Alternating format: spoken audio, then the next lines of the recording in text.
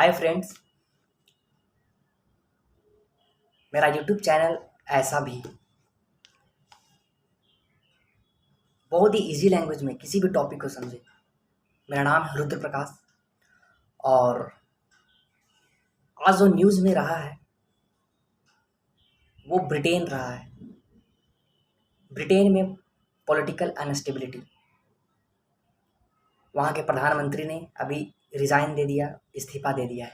हम जानेंगे कारण कि उसका कारण क्या था और इतना ज़्यादा ब्रिटेन न्यूज़ में क्यों है।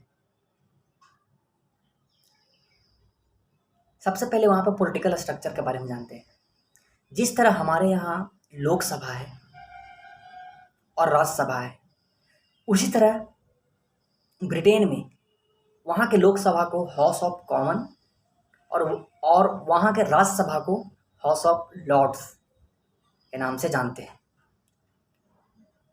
जिस तरह हमारे लोकसभा में 545 सीट है, उसी तरह हाउस ऑफ कॉमन में वहाँ के लोकसभा में 650 सीटें हैं।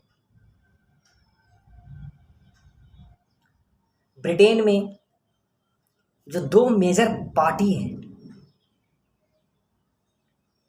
वो कंजर्वेटिव पार्टी और एक है लेबर पार्टी।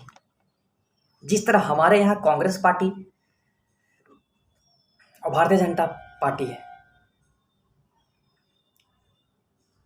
अभी सरकार में कंजर्वेटिव पार्टी थी। 358 सीट ला करके और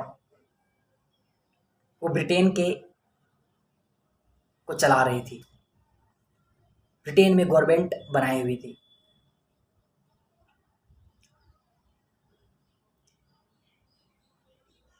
पॉलिटिकल अनस्टेबिलिटी तब देखने को मिला जब कोरोना पीरियड था। वहाँ के लोग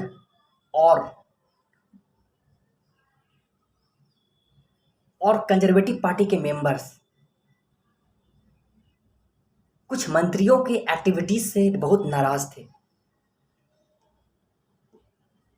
और कुछ पहले वादे किए गए थे, उन वादों में भी वहाँ के प्रधानमंत्री और कुछ मंत्री इंटरेस्ट नहीं ले रहे थे। अब हम जानते हैं कि क्या वादे थे। सबसे पहले एक वर्ड आता है ब्रेक्जिट। ब्रेक्जिट का मतलब होता है ब्रिटेन और एग्जिट का मतलब होता है बाहर। ब्रिटेन का बाहर कहाँ से? यूरोपियन यूनियन से। यूरोपियन यूनियन एक समूह है जो यूरोप में जितने देश हैं ना, उनमें से कुछ देश मिल करके 29 देश मिल करके और यूरोपियन यूनियन का निर्माण किया है, जिसमें ब्रिटेन भी एक मेंबर है। बट ब्रिटेन इस यूरोपियन यूनियन से निकलना चाह रहा था। ये 2019 के पहले से ही सनसनी बना हुआ था कि वहाँ का वोटिंग हुआ, ब्रिटेन में वोटिंग हुआ था। लोग जब पोलिंग हुआ तो लोगों ने कहा कि हम ब्रिटेन से निकलना चाहते हैं। बट 2018 में भी नहीं हो पाया। फिर कंजर्वेटिव पार्टी के प्रधानमंत्री बोरिस जॉनसन बने, वो भी वादा किए पर वो भी नहीं कर पाए, जिसके कारण लोगों में बहुत ज़्यादा नाराज़गी थी। सेकेंड चीज, जब कोरोना वायरस स्प्रेड हुआ था और लॉकडाउन पूरे देश विदेश में लगे हुए थे, लोग एक त्रासदी से गुजर रहे थे और उस बीच कंजर्वेटिव पार्टी के मेंबर बोरिस जॉनसन, जो ब्रिटेन के प्रधानमंत्री थे, वे अपने प्राइवेट हाउस में पार्टीज कर रहे थे, डांस कर रहे थे, ड्रिंकिंग कर रहे थे। उनके कुछ मिनिस्टर्स हरासमेंट के केस में न्यूज में आए। कुछ मिनिस्टर्स इकोनॉमिक क्राइसिस के कारण न्यूज में रहे, जिसके कारण वहाँ के लोग बहुत ज़्यादा एंग्री हुए और उनसे नाराज हुए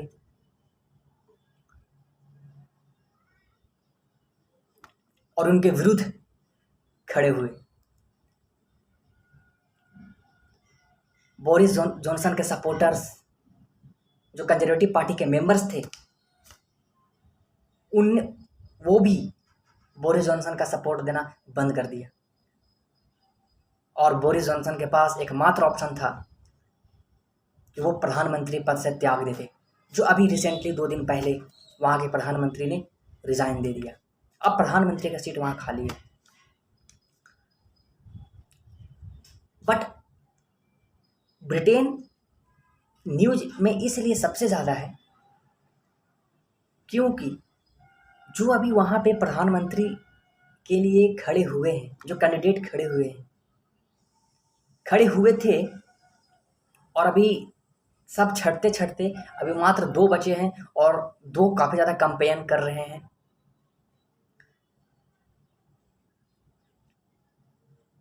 अब ये दोनों में कौन जीतता है वही प्रधानमंत्री बनेगा, जिसमें से 2 में से जो एक हैं वो हैं ऋषि सुनक और दूसरे हैं लीज ट्रस। इंटरेस्टेड जो चीज़ यहाँ पर ये है वो है कि ऋषि सुनक जी भारतीय मूल के हैं, इंडियन ओरिजिन है। मीन्स वो तो सिटीजनशिप उनका ब्रिटेन का ही है, वो ब्रिटेन के नागरिक है, बट उनके फैमिली, उनके माता पिता कभी इंडिया में रहे थे, यहाँ का नागरिक थे, बट वो ब्रिटेन चले गए, वहाँ का नागरिकता ले लिए, तो वो इंडियन ओरिजिन ही तो हुए। तो ये इंडिया के लिए एक बहुत ही खुशी का समय है कि ब्रिटेन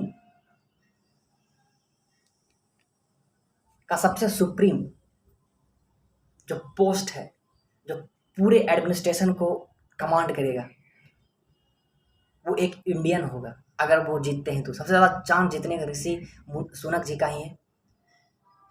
ये बहुत ही एक ऐतिहासिक समय है, बहुत ही एक हिस्टोरिकल समय होगा,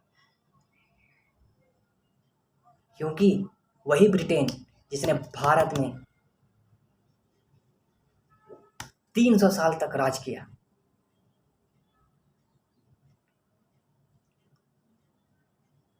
जिसने पूरे दुनिया को अपने हाथों में कब्जा करके रखा, जिसने पूरे भारत को लूटा, जिसने पूरे भारत के लोगों को परेशान किया।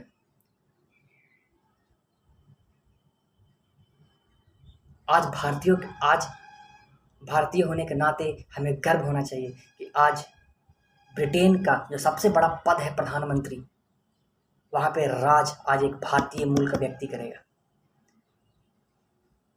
तो भारत में इसलिए सबसे ज़्यादा न्यूज में बना हुआ है।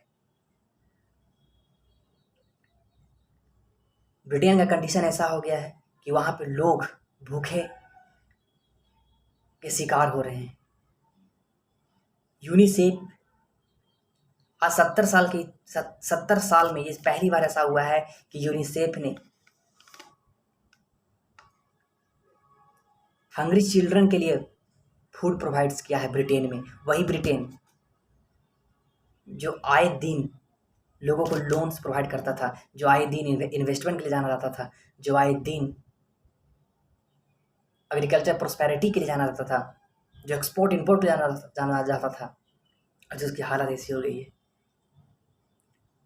So thank you. आज हमने जाना कि ब्रिटेन में क्या कंडीशन बना हुआ है। So thank you. मेरा चैनल है ऐसा भी, इसे सब्सक्राइब करें और ज़्यादा शेयर करें, कमेंट करें और किसी भी टॉपिक को इजी लैंग्वेज में समझें। So thank you.